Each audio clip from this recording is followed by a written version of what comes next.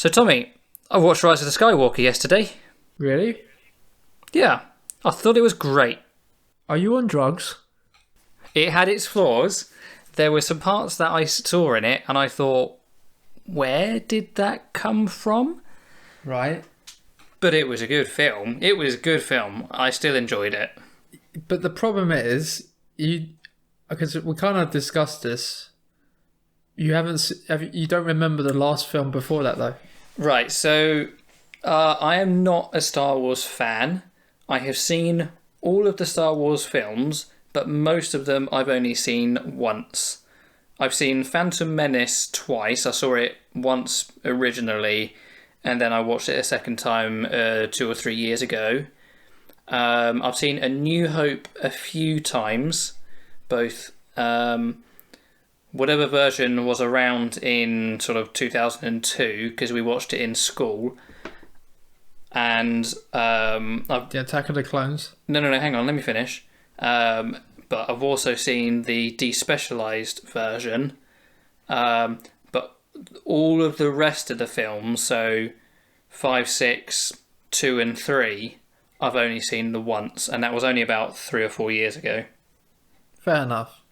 As well as the last 3 films. I saw number 1 in I saw, what is it, number 7? Yeah. The first one with Ray and Finn. I saw that one in the cinema with you and Barry, I think. Did we go see that together? No, I didn't see. I think you just saw it with Barry. I think you went up to York, I think, and you watched it, didn't you? Or you went to London somewhere? No, maybe you it didn't was see it on with me Netflix. because I went 3:00 in the morning to watch episode 7 at London. Oh, that's it. You went without us. That's what happened.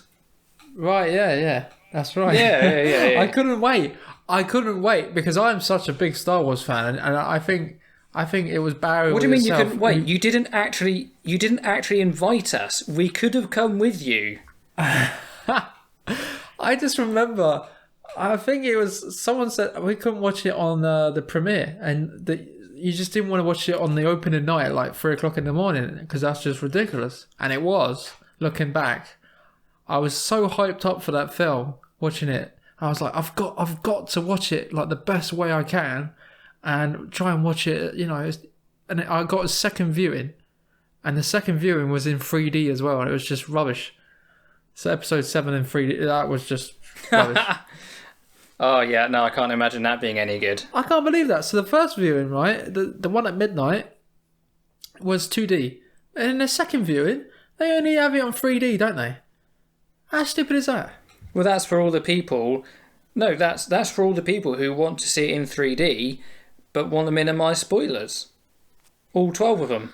Well, they don't think about the people who want to watch it in 2D, because it sold out instantly in like 2D at midnight.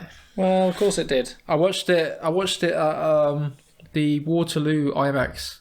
So it's the biggest IMAX screen in the UK. And it was impressive. I was like, wow, this screen is just, it was huge. It was fantastic. I mean, we're not here to talk about IMAX screens, but why is... I don't get the whole appeal of the IMAX screens, because obviously... like where I'm sat at the moment, my 11-inch MacBook Air is as big as the 50-inch telly. That's a bit further away, which is but is whatever your field of view can be the same at home as it is in the cinema. I never considered the screen itself to be the reason I go to the cinema. It's always the sound quality for me. Oh yeah. All those things that you don't get at home. So when we saw Spider-Man, we actually saw it in 4DX, and that was genuinely good. Like when he shot his webs, and you got these jets of air around your head, and the river scenes, you get sprayed with water in your face, which on the second hottest day of the summer was fantastic. But we're not here to talk about Spider-Man. But seeing it, I've not been to an IMAX theatre apart from that Spider-Man thing, and it didn't look any better than any other cinema screen that I'd been to, just for the fact that it was a bigger screen. It's a bigger screen, but then you're like further away, so it's still, whatever. Anyway, so what did you think about The Force Awakens and whatever the middle one was called? So that's the thing. When, like I was saying, I watched it at 3:00 in the morning. I was absolutely buzzing to watch it. I watched it and I thought it was amazing. Then, like, maybe like a few months later, I actually watch it again. And then I see this, like, it's very similar to like episode 4, A New Hope. So it's like a soft remake of A New Hope. And I was like, you know what? Yeah, no, I remember now. I did go with Barry, and that was the first thing I said as we left. And it was like, I remember watching it, and it was like, this is basically This is basically A New Hope. Like, if they made that film for people who were coming into Star Wars fresh, like as if that was their first film, like have never seen. It was a safe film. Yes, I mean, and you could do that. So if you were like, I don't know, 8 years old and this is your first Star Wars film, I feel like you could have watched that film and understood pretty much everything that happened. Yeah. It wasn't bad. I'm not saying it's bad, but it's like everything like recently, even like the Jurassic Park films. To me, that seems like another remake of just. It's just very frustrating, and there was a lot of fan service as well, wasn't there? I just couldn't get into. Fan service was annoying. Yes, it felt like the storyline suffered because they had to do the fan service. Yeah, but I still enjoyed it, and I could still probably watch it. I could still watch it. I probably think it's probably the second best in the trilogy. I think for me personally, everyone did not like The Last Jedi, so the sequel to The Force Awakens. Yep. But I kind of enjoyed it because it took the most risk. It had some interesting story things, didn't it? So the whole thing with the whole Force telepathy between Rey and Kylo, and their whole sort of, they weren't sympathetic towards each other, but they weren't exactly mortal enemies in the same way that maybe Luke and Vader were at the beginning, in the first films. Yeah. They were a bit more open to each other, just obviously with different motives of how that was going to end up looking in the end. Well, when Luke said, "Oh, the Force, the Jedi, they're dead. Just forget about it," and it was he basically did a complete 120 on his character, where he was just a completely different character, and he's like, "The Force is useless. Don't use the Force," and he got the lightsaber, and he threw the lightsaber away when Rey tried to give him the lightsaber, like stuff like that. That like really angered the fans, and it just tore the fan base apart, really. Because some people were like, "Oh well, why not take risk? This is what Rian Johnson, the director, is doing." And then the internet and everyone, Star Wars fans, were like, "Oh, this is just too much. There's too much change. How this can't happen, that can't happen, why is this happening?" Which led to The Rise of Skywalker, which was quite different, wasn't it? So you say no, the problem with The Rise of Skywalker, it tries to correct everything that happened in the Last Jedi. That sounds very familiar. What do you mean? Sounds like episode 2 and 3 correcting for episode 1. Wow, yeah. If you buy into the whole, Jar Jar Binks was a Sith Lord theory, which I very much do. I love that. Theory. That's what they should have done. Rey is the daughter of Jar Jar Binks. That one. But Rey as the granddaughter. Misa, the father of Jar Jar Rey. Okay, that's horrifying. But Rey as the granddaughter of the Emperor. Oh, don't ruin it. Spoilers. Spoilers? Of course, there's spoilers. Who would procreate with him? Why not? He's a young guy. He's a young chap. Or Once Upon a Time, I guess. So episode 7 stands on its own, and it's the part in which she gets on the hill, the little mountain bit, and she gives the lightsaber. That's the only part. That terrible shot at the end. Yeah. Nothing wrong with the shot, but they should not have done that on a helicopter. It just felt like it was from a different movie. Yeah. And they used that same shot again in this last film. I can't remember where they were, but they were on a planet near the planet that got destroyed in the episode 6 where the Death Star got blown up. It was a planet next to that. I forgot the planet's name. Yeah, I don't know the planet's name either. Yeah, it might where they were looking at it out on the water. Yeah, so they basically found the Death Star, didn't they? Because it crash landed into a planet. I thought that was strange. Like how fan service. How would the Empire allow the Death Star to remain on that planet for so long with all these important materials on it? Yeah. Like that just wouldn't happen. They would recover it, even if they recovered. There was so okay. There's a lot of problems with the film. I'm just gonna. But you think it's amazing.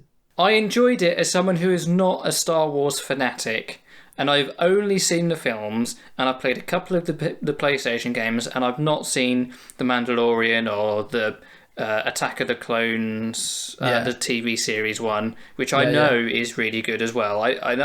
So I'm not fully endorsed in all Star Wars stuff. I've just watched the films and didn't hate it, which seems to put me in the lower 20% or whatever, or the higher 20% or something. I've seen it 3 times though. That being said, I've seen it 3 times. I saw it once by myself, once with my dad, and I saw it once with another time with Mavi. So I've seen it 3 times, and each time I've watched it all the way through. So I at no point I was bored. So it has that going for it. The problem with the film for me is it moves so quick. At some points you just want the movie just to relax. Just relax. Have a scene where people are talking, but each scene is so quick. You're like, what's going on? What did I miss? What? Yeah, I think that just comes down to modern filmmaking. Oh, it's just and the point about taking risks. Why didn't they kill off Chewbacca? I know. They had that moment. What was that all about? Like, I was like, oh, great. Fantastic. They've killed off Chewbacca. Great. Fantastic. I feel like now. I have this feeling where I feel like, oh my God, that they've killed off this main character that we love for years and years and years. Now I feel really like Rey needs to do something about it. They need to do something. Oh, he's back. And they were building up to it. The very next scene. They don't even let it rest. Like he's back the next scene. Yeah. There's the pacing of the film is just like whoa. I feel like what happened there was someone made the storyline that they were going to kill Chewie off, and that's how they wrote it. Because you could see it was coming up as soon as Poe sent Chewie off to tell Rey to come back. Yeah. And the way he kind of was moving, there was something about it that was like, this is odd. You're not coming back from this. It just felt like it was going that way. Yeah. But then another story writer came in and said, we need a reason for them to get on that transport ship and get the dagger back. That's more than just a dagger. Oh, let's bring Chewie back and they'll go back and get Chewie. So I feel like that's probably what happened. One writer genuinely wrote it for Chewie to die, and then another writer came in and said, oh, we need to adjust that story to fit this other narrative that we've got going. Yeah, and it's like the lady with the gold medallion, and she's like, this gold medallion, you can get on any Starfleet ship in the galaxy, and yeah. That was a bit weird. I'm going to give it to you. You're like, I feel like there's a scene missing there or something. Yeah. Because she hated him when they first joined. Yeah. And nothing really happened to her that made her want to give that up so easily. Like, she was ready to leave where she was. So the fact that her home planet or whatever was sort of semi under attack, that doesn't really seem as a plausible story as to why she would suddenly turn so quickly to give that thing over that she had.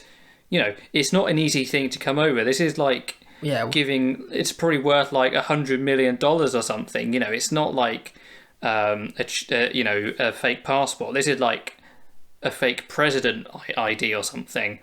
And she did a full 120 in about 3 seconds. Yeah. But then the really frustrating. You like the film?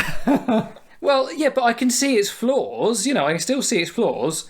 And then, because the other funny thing about that character is that she's a really good actress, and they cover her face. You don't see her at all in the film. Not at all. Just like there's one scene where she takes her helmet off, and I'm like, she's a good actress.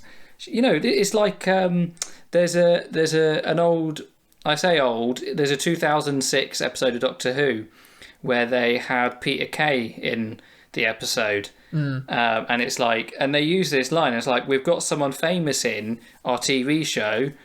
Hopefully bringing a whole load of viewers. So what we're going to do? Oh, we're going to put him in a full bodysuit, and he'll be completely unrecognisable as Peter Kay.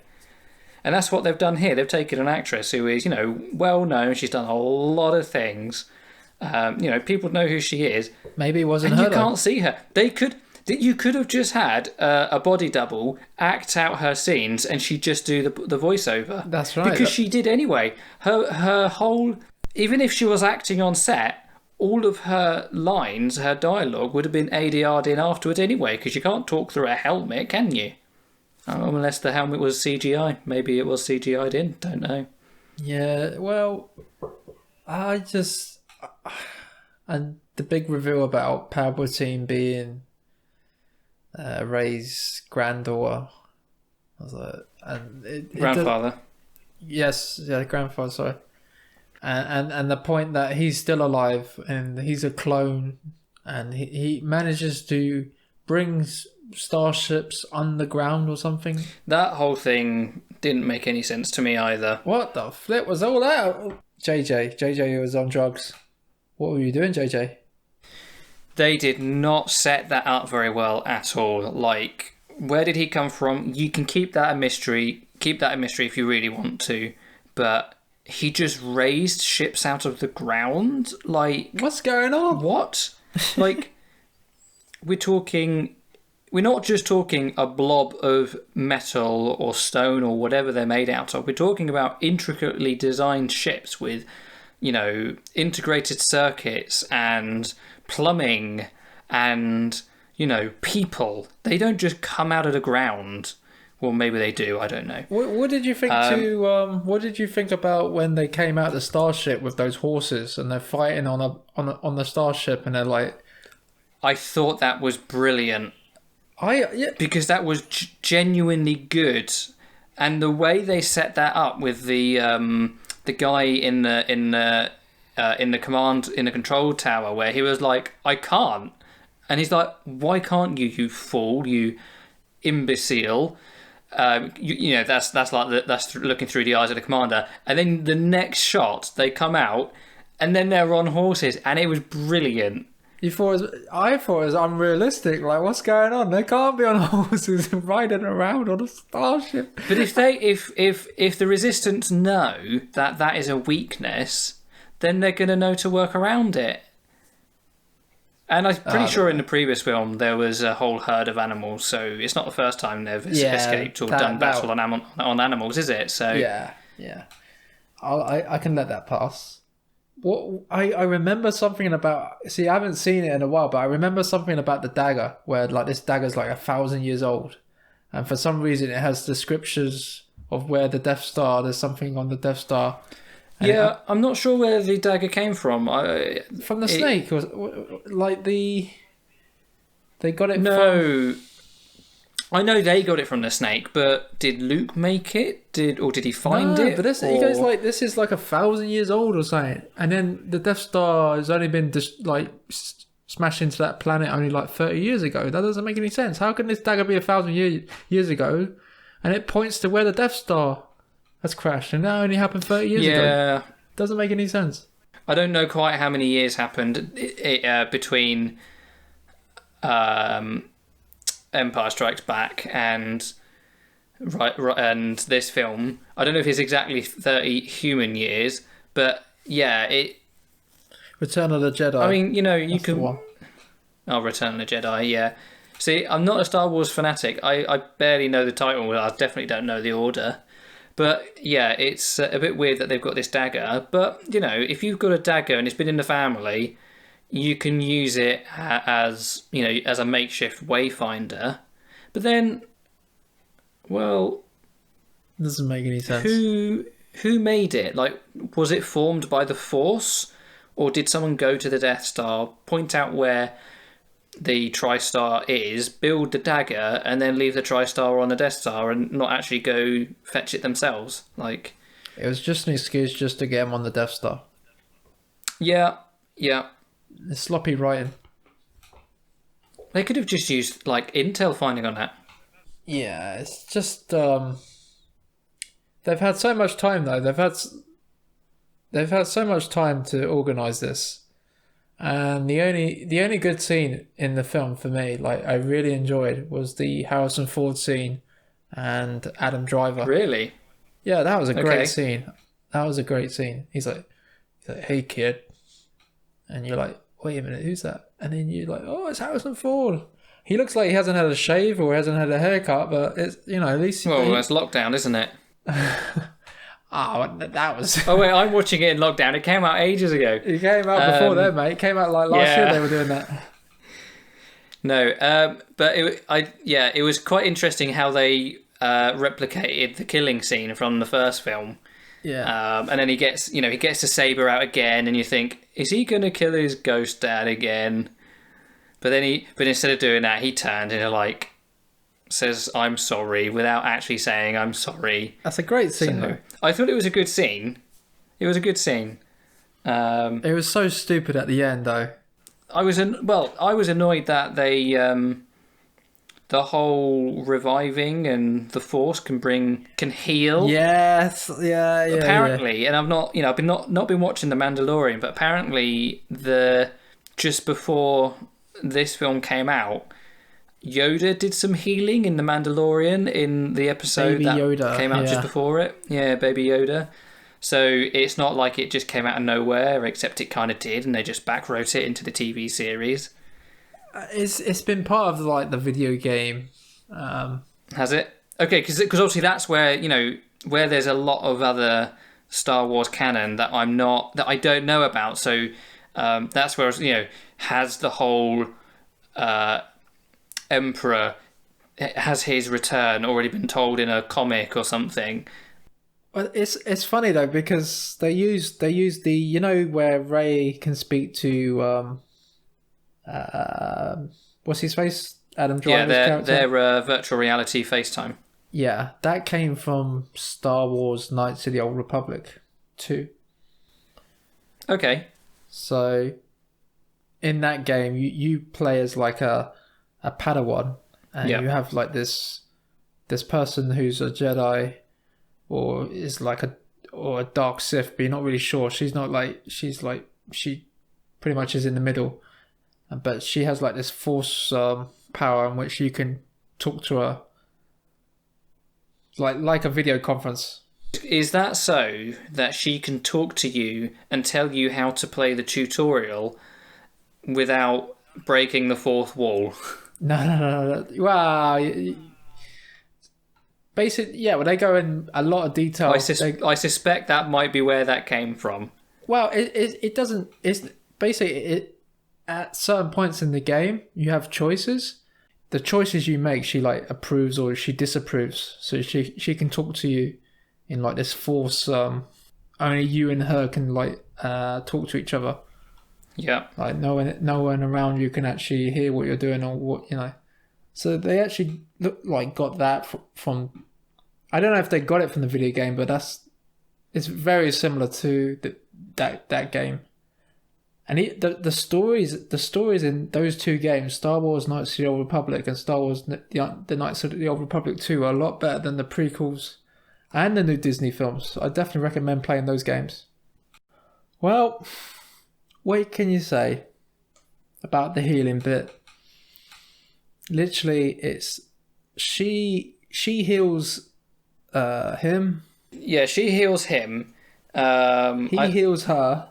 Yeah. And then you're like, why don't she just heal him again? And then maybe, but then just I see. There's only so much life force to give. But the thing is, like, if she was dead, like, so she heals him, and she's like near death, right? And then he heals her, but then he just dies, so he just goes invisible straight away. Why didn't she go invisible? Probably because she is not as strong in the Force as he is. No. She didn't disappear though. He disappeared. No, I know. I'm just throwing a theory out there. Maybe it's because he is stronger in the Force, so the Force death procedure happened quicker. Maybe they just wanted Ray to be in the saga than Adam Driver. Okay, now I know we can say plot armor, but trying to legitimize it in the Star Wars universe. Oh mate, you're getting more technical than me now. Trying to go. You're getting more technical than me. I'm trying not to criticize the film needlessly. You know, another thing I hated is like, I'm the spy. I'm like, oh, come on, man. It's so obvious. Is he a recurring character or is he just a random guy for this film? The thing is, like, in episode 7, he's just like this really annoying, and he's okay. And then episode 8, he just gets in the way. He thinks he's the boss. And Kylo Ren, Ben, it's just like, get out of the way. Like literally just like, I'm the boss here. And then in episode 9, he's like, oh, Kylo Ren's not being nice to me.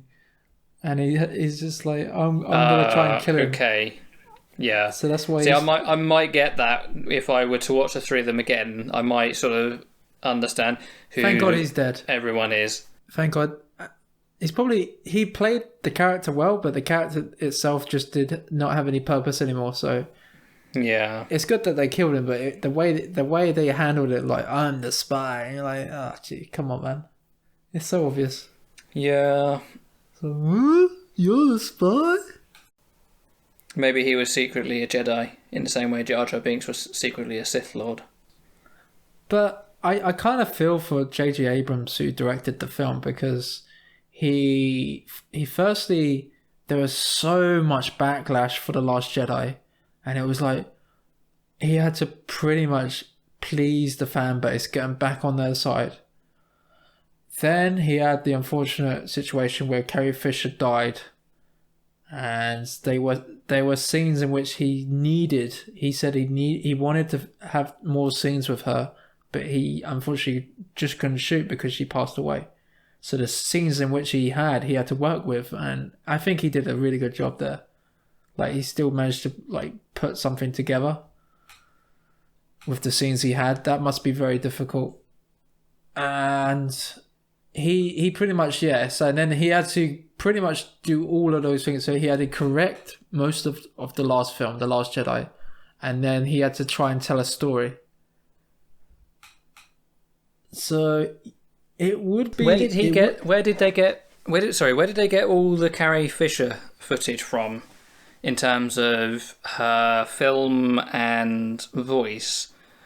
Because she died quite suddenly, didn't she? It's not like she was getting sick and they were like, "Oh, let's get you into a booth and record 100 lines and we'll use 20 of them."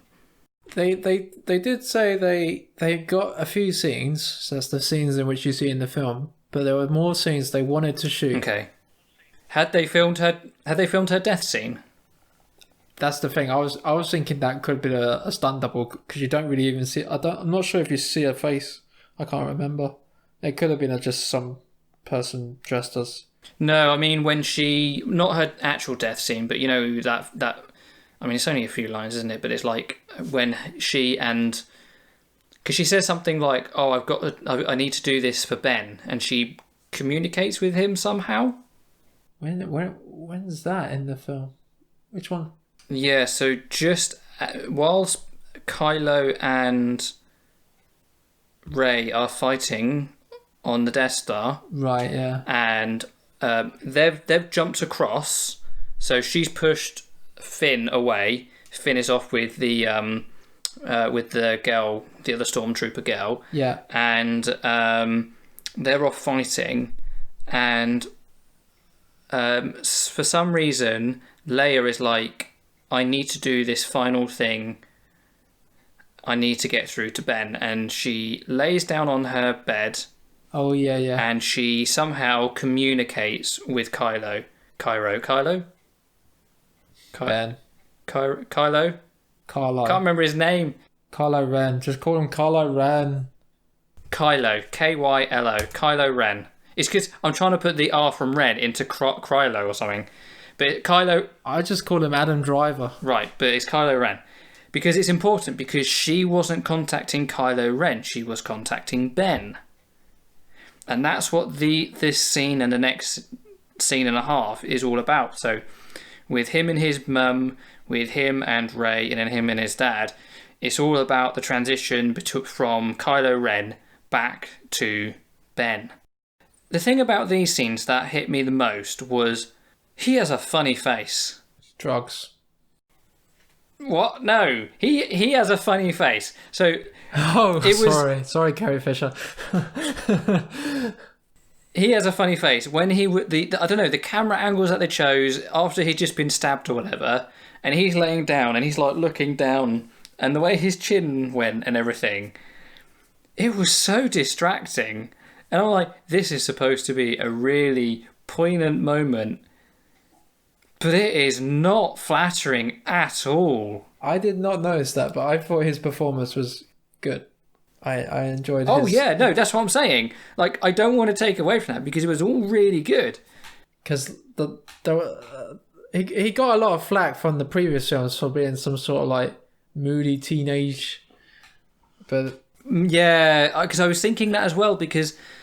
Yeah, in the first film, he looked so young. And it was in that scene, I was like, God, he doesn't look young anymore. No. I mean, I don't know how old he is. I think he's in his early 30s now. Maybe late 20s. 1983. So that's going to put him, 37? So it'd have been about 30... Well, no, it was, 34, 35 when he filmed those scenes. They were like 2 or 3 years ago. Yeah, that's true. Yeah. No, yeah, the scenes in which JJ had trying to organise it and put it all together, he did. And another thing, have you ever watched Heroes or Lost? TV? I watched a few episodes of the first season of Lost as they were airing. Right. So I cannot remember anything. There was a good few characters from Heroes and Lost that JJ's bit like he's been involved with. I'm not sure about Heroes, but there was a guy, the commander guy, the rebel commander guy in the film. He's like a bit of a chubby guy. He's the main guy in Heroes. Right. They had the guy from Lord of the Rings, one of the hobbits who was in Lost. Which?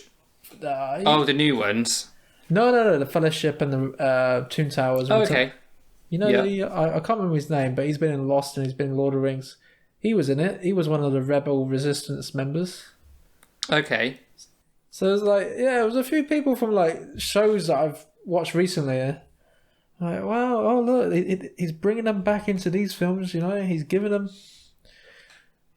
a paycheck. They don't really do anything. They have like a one-liner saying, "Yeah, oh, the Empire, I don't know what we're gonna do."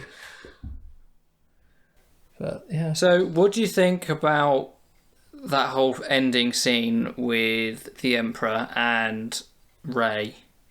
What? So, it's just didn't he learn his lesson from Mace Windu? Obviously not. So in episode 3, Mace Windu uses his lightsaber to like literally destroy his face because he uses his electric power.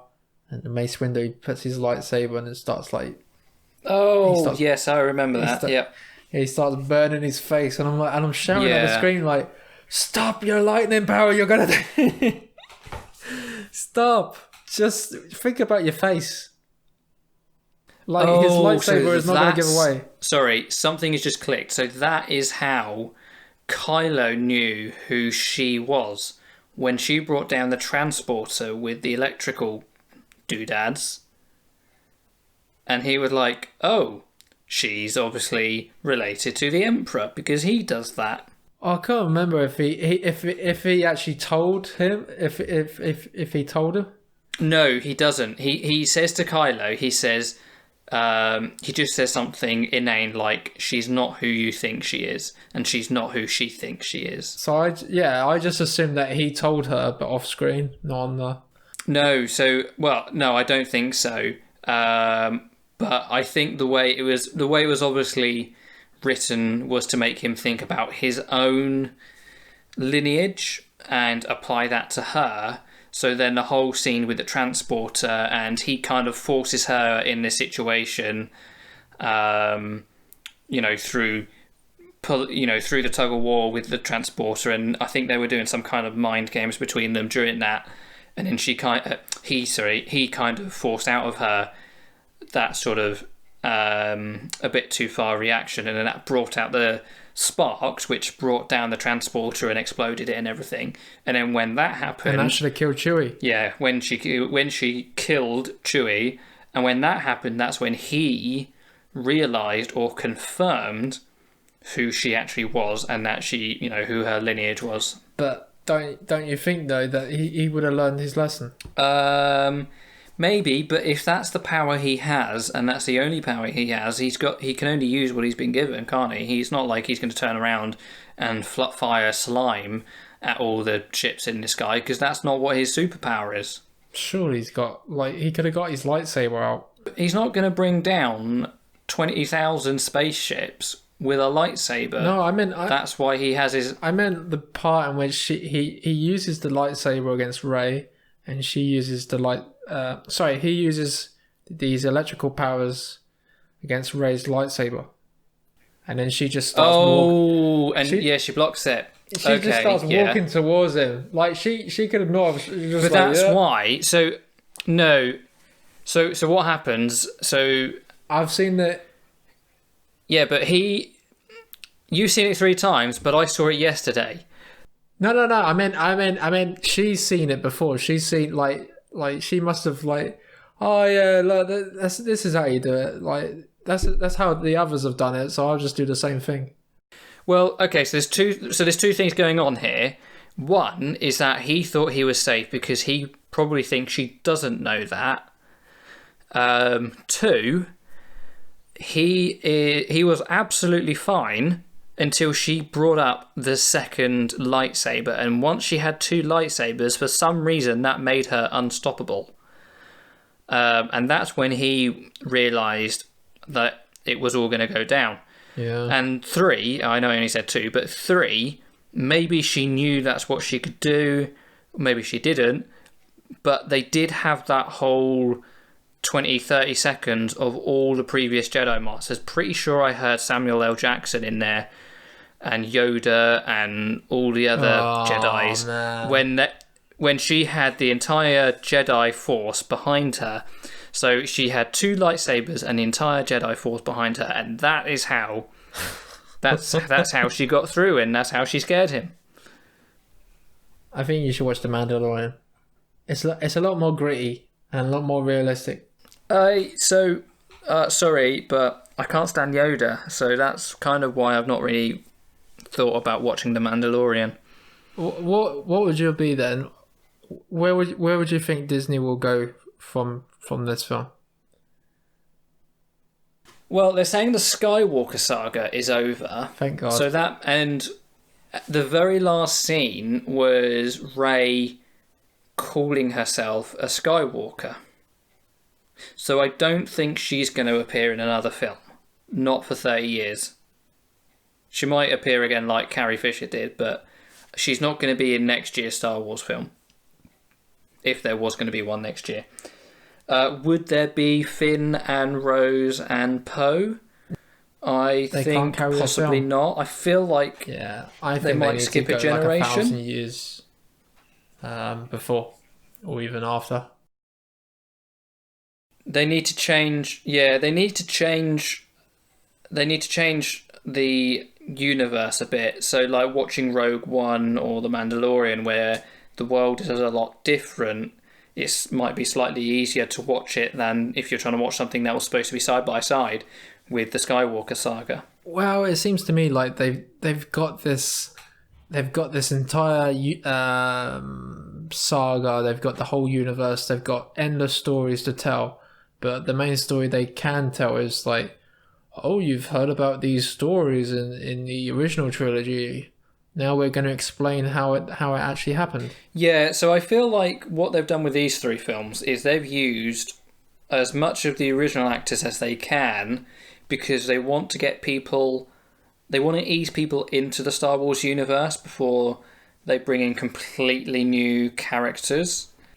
But I think they've been successful with that. So where the Mandalorian has gone down really well, and okay, it's got Yoda in it, but it isn't the same Yoda. I get that. It's a slightly different Yoda. And like I said before, the Clone Wars Star Wars cartoon, I know that's gone down really well, and that's just completely different characters. Yeah. So it can work, but then how big those are, compared to the major films, maybe they're only getting like 1/5 or 1/10 of the viewing figures, so they're not quite as popular or well known as the films are. So that's why they're doing this with Lando and Leia and Luke and Han and everything. So we just have to wait and see what they do. I think they should just start with fresh characters, set it like 1,000 years before or after, or even the start of the Republic, because they say like the Republic is 1,000 years. So what's happening next? Huh?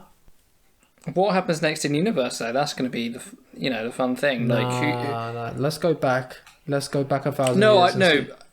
I know it might not be interesting from a film perspective, but this is the first time for like a long time that the universe or the galaxy or something's been free. The work is over. Yeah, but they've literally, like, we thought that when they were going to make episodes, when they made episode 7, it was like, okay, fair enough, you've made a safe film. Now what are you going to give us different? And he did give us something different. I gotta give them that. Episode 8, they gave us something different, but then this film they played it safe again. They need to do something drastically different. No, I don't mean that. I just meant the universe is safe, not the Star Wars universe. I meant the actual universe in the story. They've got rid of the Empire. They've got rid of the Final Order. So now there's going to be 1,000 years of the universe is safe. There's no stormtroopers. There's no. Well, that's the thing, because they won't do that. They'll just make up another order. They'll be like, the evil order, and there'll be like an evil emperor. Yes, that's something will come up. Sith Lord, and then a Jedi needs to take him down, and then they need to blow up a Death Star. Yeah. One thing I did notice during this film, and I can't remember how much I noticed it in the previous films, although I can think of a few snippets. There's not much where you see anything other than the Empire and the Resistance. So what I mean is, there's a few examples, but it's not great. From my perspective, as someone who's not hugely into Star Wars, you're either part of the Empire or you're part of the Resistance.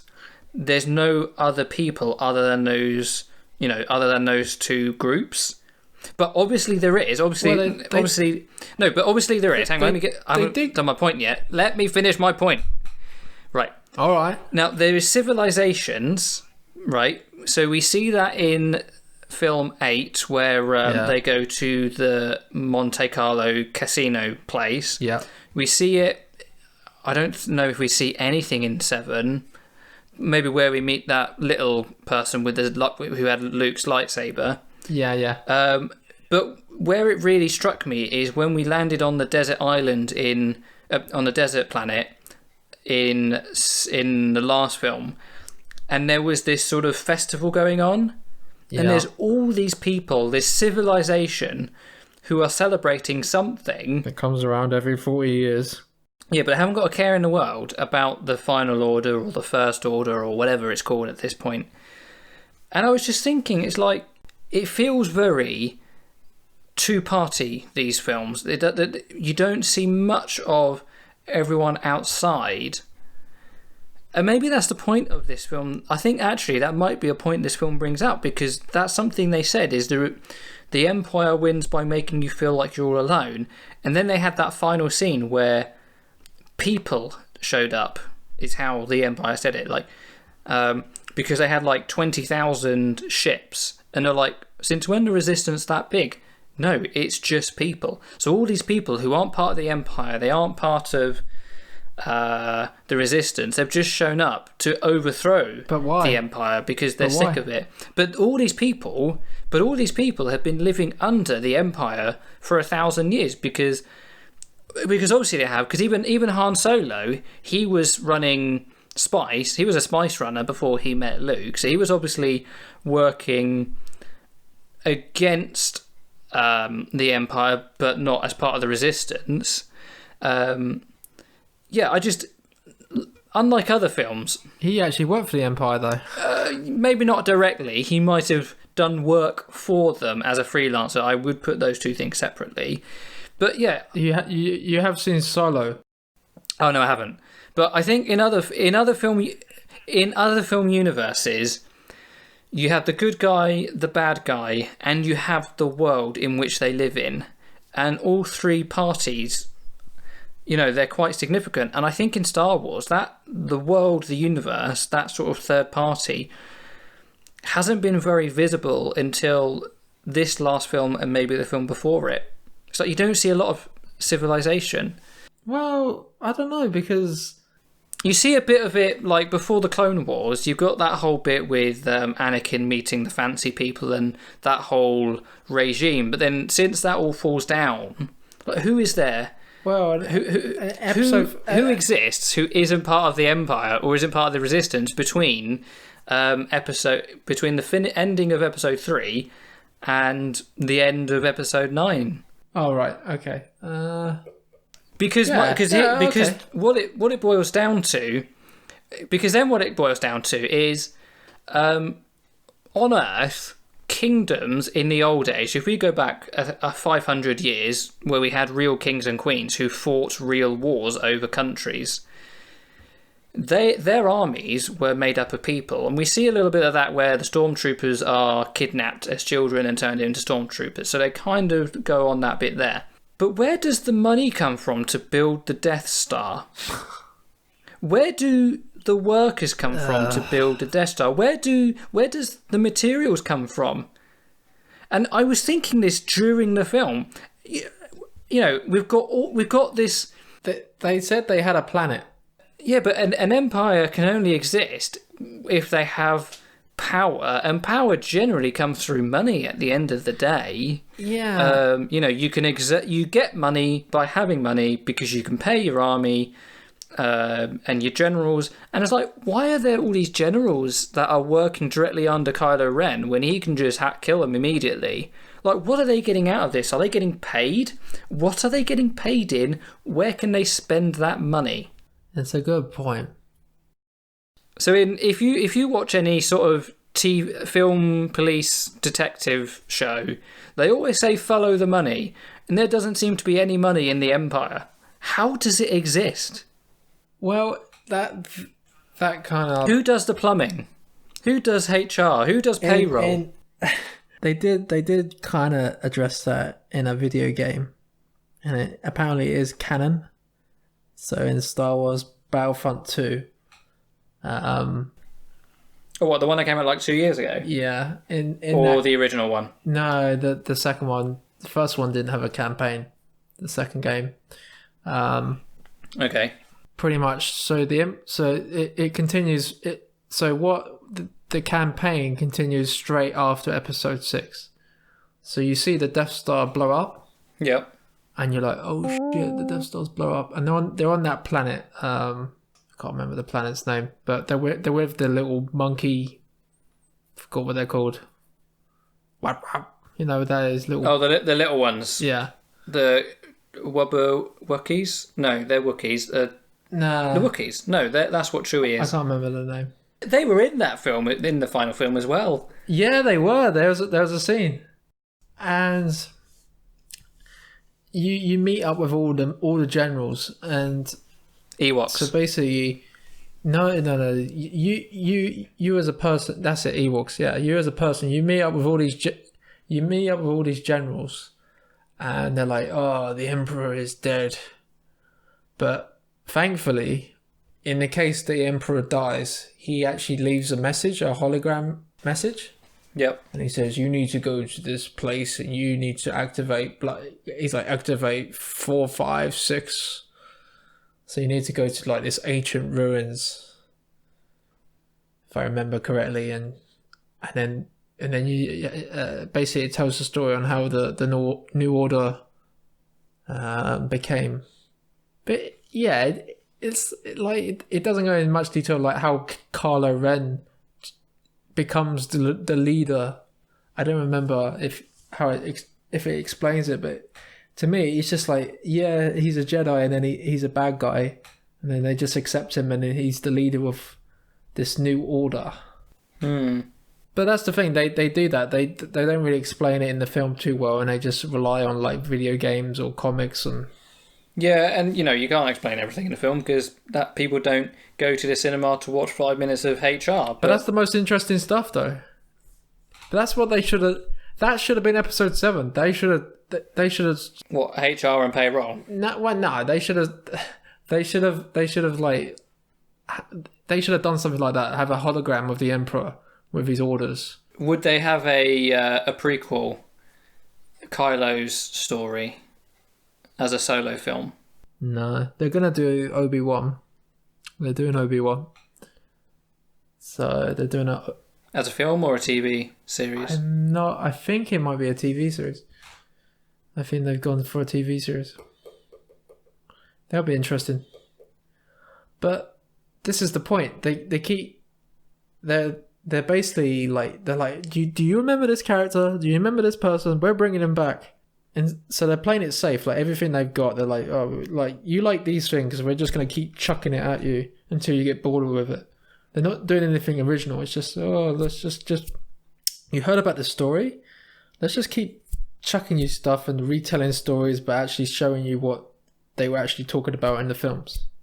And it just becomes tiring, like, because there's no risk for the characters. You know that they're going to survive. And you've already been told the story many times because you watch the original films over and over, and you know the stories in which they tell. So you really get like pretty much the gist of it. So it's like, I do think after watching the Marvel films where they weren't afraid to kill, even if it was only 1 or 2 or 3 main characters, yeah, I think it was slightly upsetting from I'm a human, you can give me real story perspective, that they didn't kill off Chewie or they didn't kill off C-3PO. Yeah. And that both of them were revived. Because I get it that it will upset people, but yeah, that is sometimes good cinema. That's sometimes good story making. Well, that's why, like, Harrison Ford, the guy who plays Han Solo, you always said that when he got killed off in Empire Strikes Back, episode 5, he thought that should have been it. They should have brought him back because it would have made his death an even meaningful death. So the first thing he did was like, you need to kill my character off in episode 7. Someone's going to have to make a sacrifice. But this is the thing about Star Wars deaths that, well, So I know he wasn't a Jedi ghost. He was just Ben's conscious Imagination. But there's something about Luke in this film where he was physical. He was physical enough that he would stop his saber from being destroyed. Well, that's the part in which that relates to episode 8. So in episode 8, he just picks up the light. He gets the lightsaber from Rey. He tosses it away. But he was alive. What I mean is, as a Jedi ghost, I fully accept that he can come back and he can talk to people and everything. But if he can interact with the world in such a physical way, and maybe it's physical, maybe he's using the Force to catch the lightsaber, but if he's using the Force to catch the lightsaber, well, maybe he'd join the fight and go fight Kylo Ren as a Jedi ghost. Why not?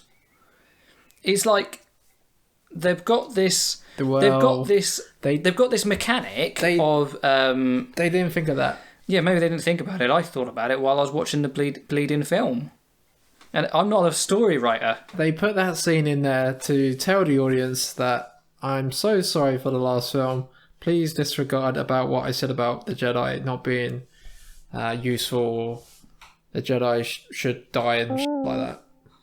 No, I don't think it's about that. I don't think it's about that at all. Definitely was. It was for the fans. That was like, and he said like this lightsaber, you know, is the most crucial thing. Blah blah. Like he said like, this is the most best thing. Like you should never throw it away. And then the movie before, he just grabs it and just throws it down the cliff. He's just like, fuck, what's this piece of shit? Bah. So that was fan service because that was all the backlash, and that's the problem. That's the problem with this film. There's too much of that. No, I disagree. I think those fans were dumb and stupid. Yeah, definitely. Because Luke was in a bad place, which was told quite well in film 7, in film 8. Yeah. I think that's really good where he was, and I think Rey was persistent, wasn't she? She was persistent in her training, and that's how she wore him down to actually training her or whatever actually happened in the end of the film.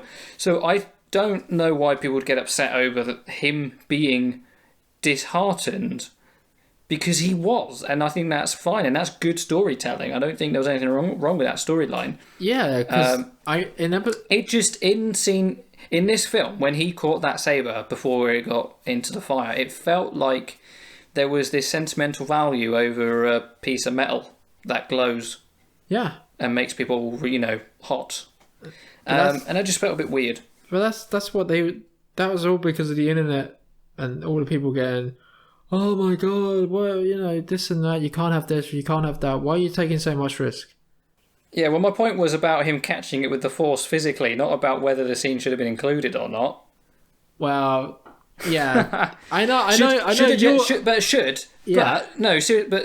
a Jedi ghost? Does a Jedi ghost, like in the previous films, does a Jedi ghost have any physical bearing in the real world, or can they use the Force in the real world? Because Luke does it twice. He catches the lightsaber and then he brings up his X-wing out of the swamp, like in 4 or 5.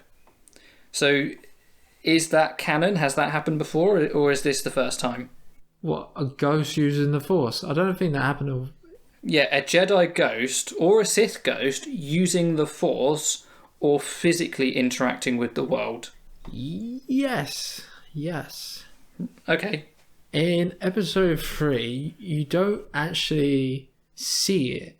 There's a small remark about Qui-Gon, like Yoda connecting to Qui-Gon Jinn. And you're like, what? Right.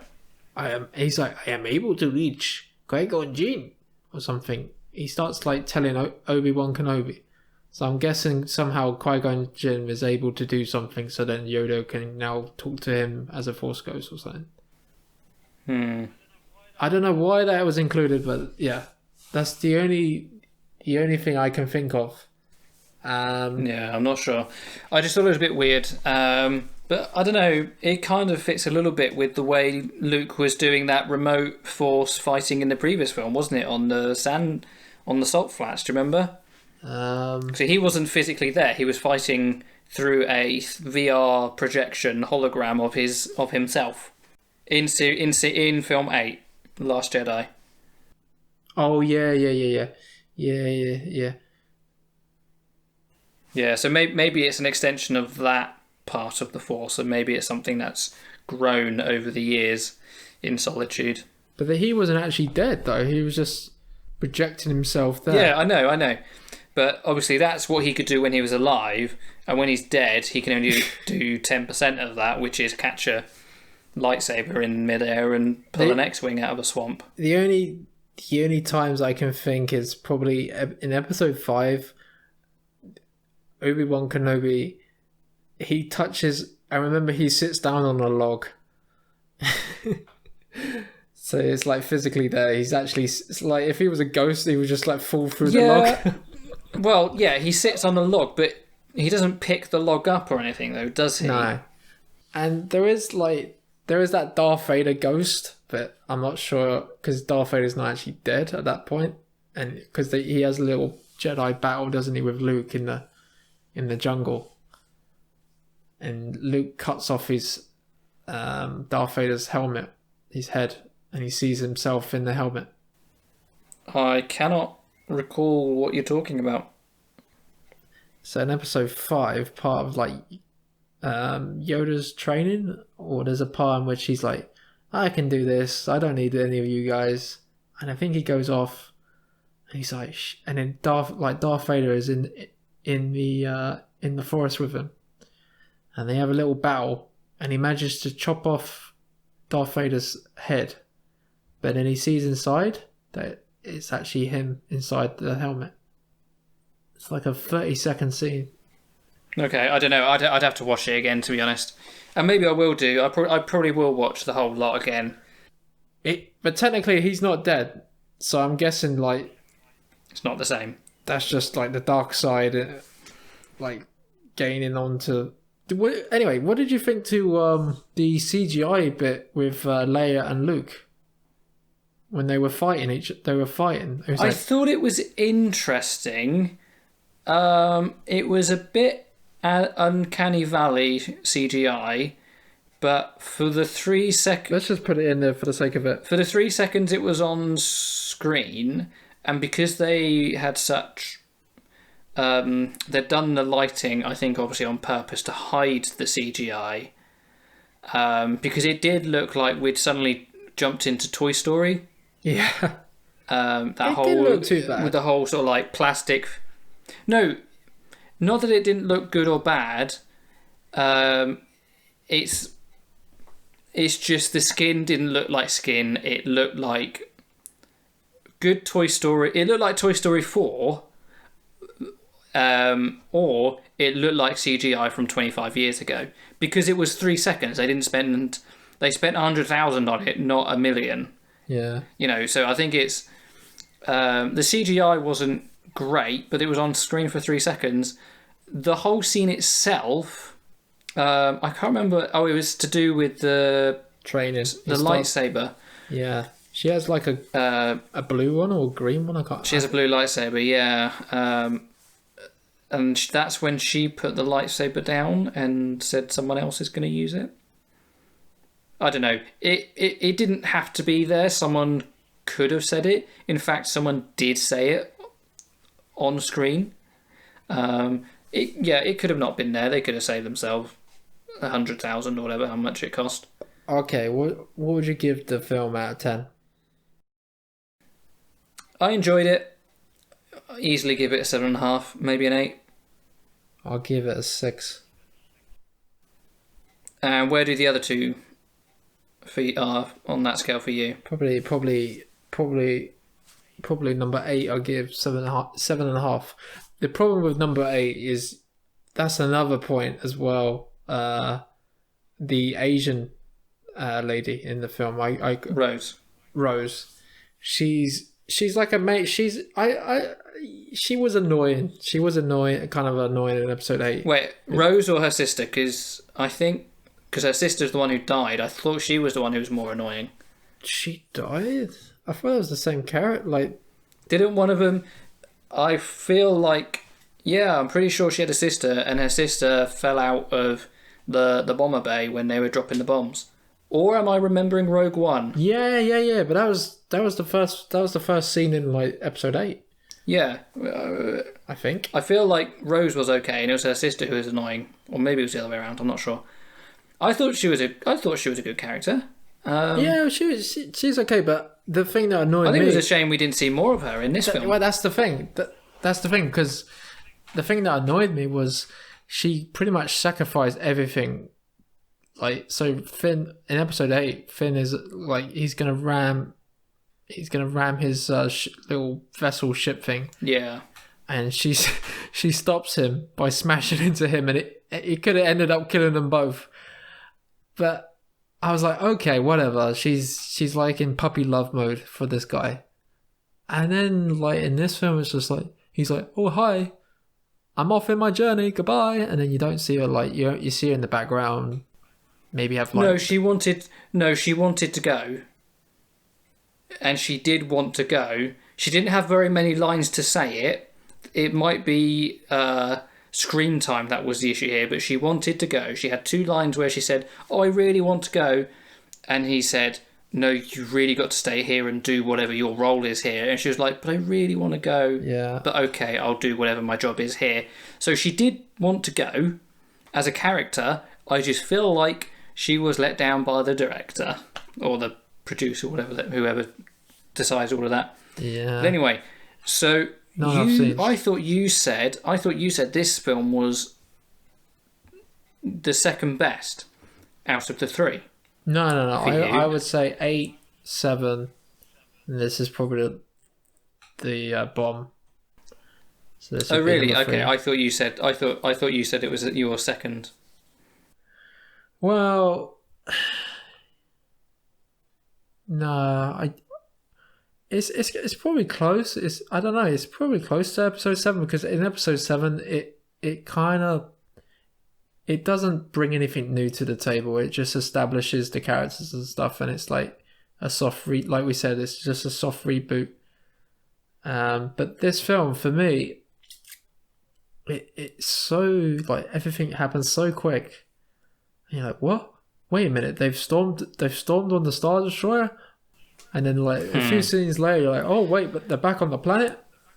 Oh wait, they're on this planet? Oh wait, what? Right.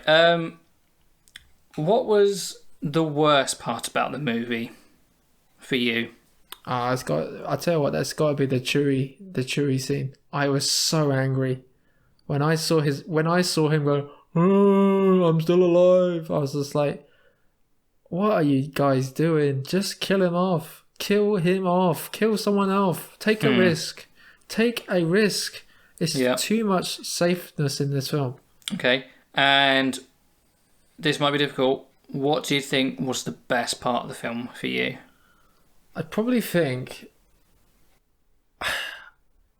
At first, when I first saw Lando in that little party, so I was surprised to see him. But then when I saw him, I was like, oh, come on, guys. It's like, how many people are you going to bring back? And it's just randomly... I actually forgot. I forgot that I knew he was going to be in this film. I'd heard he was in it. Yeah. I just completely forgot about it. I was like, how can this character just randomly be in this place at the right time? And I was just like, okay. But it kind of grew on me when he showed up at the end with all the rest of them. So I was kind of happy that like he was in it. So that's probably my best moment when he shows up with all the support and he's like hee yeah, come on, we can do it. So that was probably my best moment of the film. Oh, and the Harrison Ford and Adam Driver scene. Yep. Okay. What about you? I don't know. I wouldn't say it's the worst bit. But the bit that made me feel the weirdest. I don't know. We kind of touched on it when talking about how they created all the ships and everything. But the little army of hooded guys that he had this arena of people cheering him on. Yeah, that was all the Sith. The Emperor had. Yeah, it was like, where did they come from and where did they go? Because they all got defeated pretty easily. Were they clones or were they individual people? I wasn't 100% sure on that. I don't feel like they were really well explained. They just literally seemed to be there just to be crowd pleasers. The best part of the film, purely from an aesthetic point of view, I really liked the Resistance base. That whole sort of like jungle type. Oh, really? That jungle thing they had going on. Yeah. I really liked it. I could go on holiday there. It looks really nice.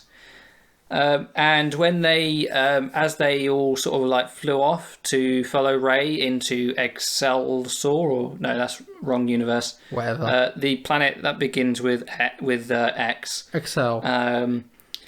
Yeah, and then like you got an X-wing that flies off, and then there's big giant Y-wing or something. It just flies off over the top of him, and I'm like, this is great. This is the bit of Star. Like, I've always, even though I've not seen all the films and everything, I've always enjoyed the aesthetics of the vehicles. I love the way the ships look in Star Wars. Yeah. Particularly the Rebel ones, because they're all like half battered and falling apart and everything. So yeah, that's my 2 bits. Yeah. I don't think there's anything much to add, pretty much. No. How much did you pay for to watch it on Disney Plus? We got a week's trial that ends tomorrow, but I think we're probably going to continue it because we've got a few more things we want to watch. Really? And like I said, I want to watch. Yeah, because I want to watch Star Wars again. And apart from the You've got the DVDs. Yeah, but they're DVD quality. Like, apart from the despecialized version, I might as well watch the rest of them in HD. And there's some other things on there, like we've not seen the new Aladdin, the Jungle Book, all those sort of things, the live action ones. So it's like, while we've got a bit more time during the lockdown, we might as well just watch some films. It's only $5 a month, it's not expensive. Yeah, I was saying to Mavi though, like over Christmas time, because I knew Disney were coming out with their own streaming stuff, streaming network, and over Christmas time, they have like all the Disney films. Yeah. On like normal TV, like I ended up recording a bunch of Disney films over Christmas, like a good like 15. What? That's illegal. What do you mean? Don't start that. Are they? Where did you record them to, and what are they on? Are they just on my Virgin box? Oh, okay. Oh yeah. Let me finish this, right. So I recorded it, right, and I keep telling to Mavi, it's like, thank God I recorded these movies, because now you would have to pay for Disney Plus to watch them. They're not going to be on normal TV. They are not gonna like put. Why would they put Disney films on normal free to air TV? And what did I see the other day? So I recorded Finding Dory. Yeah. Around about Christmas time, and we watched it a few weeks ago. And I noticed the other day it was actually on normal TV. Free normal free TV. I was like, how can this be? Because it all comes down to the money, contracts and that. So it's like the reason why Netflix still have a few Marvel films at the moment, or until recently. Yeah. I think Ant-Man and the Wasp was the last Marvel movie that they had in the contract before Disney cut them off to only have them on their streaming service. And then obviously it's the TV shows are remaining. But the TV stations, the BBC in this country, ABC in America or whatever, they will already have contracts that will last some amount of time. It could be 1 year, it could be 5 years, to show the films.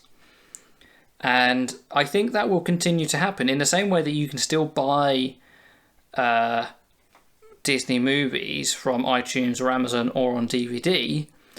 Around Christmas time, maybe more than any other time, Disney will still license TV stations to show the movies, but we shouldn't expect to see any Disney stuff on Netflix or Amazon Prime. I think you can either pay for it on those services or watch it on Sky or something like that. They will still do those deals because, it's free money at the end of the day. If Sky want to pay them $5 million to host, to play it on Christmas Eve or something, I don't know how much money these things bring in, but why would they say no? It's interesting though, because you're probably not going to get the latest, greatest stuff anyway. You're going to get stuff that's a few years old anyway. No, and that's probably why you saw Finding Dory. Yeah. Yeah, you'll find things like Finding Dory on there, but not Finding Nemo, and certainly not Finding Marlin when that comes out. Yeah, and it's like Star Wars. You're not going to see Rise of the Skywalker. You might see, I know they've had Force Awakens on normal TV. They haven't had The Last Jedi, so that will probably be the... Didn't I feel like ITV had them. What, The Last Jedi? I might be thinking of James Bond. No, yeah, they had the Rise... ITV had the rights for the Star Wars. Yeah, they had the Force Awakens, but they haven't. It looks like they haven't got rights for The Last Jedi or Rise of Skywalker. The Force Awakens has definitely been on ITV. They also, I remember they also had Doctor Strange, and I think I've recorded that half of it, and I haven't watched that. So yeah, you could eventually maybe if you didn't want to keep subscribing to Disney Plus, you could just wait to see if all the Star Wars films eventually come out, but it's up to you. Honestly, it's not worth £6 for me to wait. No. At the end of the day, the thing with streaming services versus cable TV is that you're on a 30-day contract.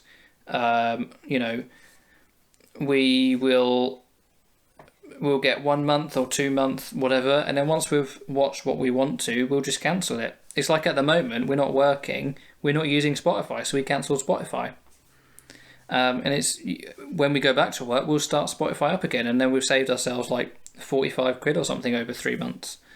And it's if we're watching Netflix, we'll pay for it. If we're watching Disney but not Netflix, then we'll cancel Netflix and watch Disney. Yeah. So that's sort of the nice thing that you can do, but obviously there's a danger of subscribing to 7 different things, and you might as well have cable TV. There was a deal before the Netflix. No, we didn't do the deal. Sorry, Disney Plus. So it was 50. You get a year for £47. No, didn't do that. Didn't really want to either. Basically, it's just getting 1 year for the equivalent of 9 or 10 months. It's fine. We're not going to have it for a year. We'll have it for a month or two, and maybe we'll pick it up in a year's time for another month or two. So over 3 years, we'll pay as much as a 1 year subscription would be. Yeah. Something like that. And for me, I'll just wait until it comes on free TV and I'll give it a watch. Yeah, we don't watch telly at all. I don't think it will, though. Nope. Well, never say never. Well, I can't see them. No, that's a different film. I can't see them saying, "Oh yeah, okay, yeah, we'll extend your contract for that." They want to keep everything on their streaming service once that contract's finished. Well, only time will tell.